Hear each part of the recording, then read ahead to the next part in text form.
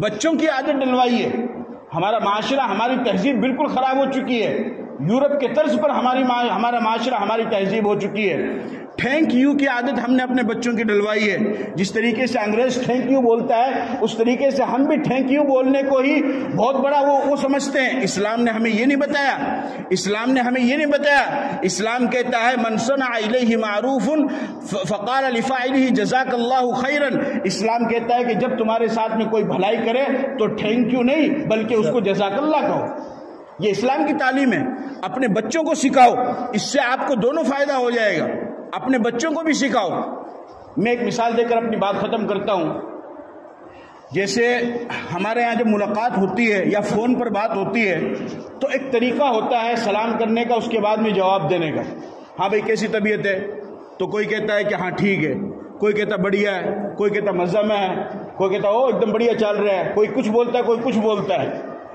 یہ نہیں. اس کے علاوہ آپ خود بھی اس بات کا اہتمام کرو آج سے، اور اپنے بچوں کو بھی سکھاؤ کہ جب آپ سے کوئی یہ پوچھے کہ آپ کی طبیعت کیسی ہے، ویسے سامنے یا پھر فون پر یا میسج کے ذریعے سے، تو اس کو جواب میں کہو الحمدللہ.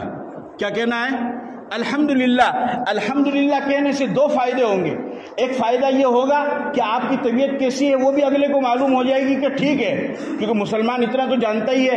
اور دوسرا فائدہ یہ ہوگا الحمدللہ جب آپ کہیں گے تو الحمدللہ میں اللہ کا نام ہے، اللہ کا نام لینے کی وجہ سے یہ ذکر بھی ہو جائے گا.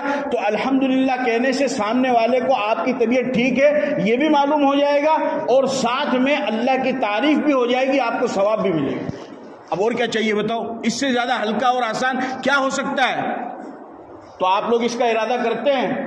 کوئی بھی طبیعت پوچھے یا کوئی بھی سلام کرے یا میرے فون آوے السلام علیکم وعلیکم السلام، اور طبیعت کیسی ہے، کیا جواب دینا ہے؟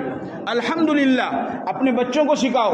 اپنے بچوں کو سکھاؤ کہ بیٹا جب کوئی پوچھے تو اس کو کہنا ہے کہ الحمدللہ.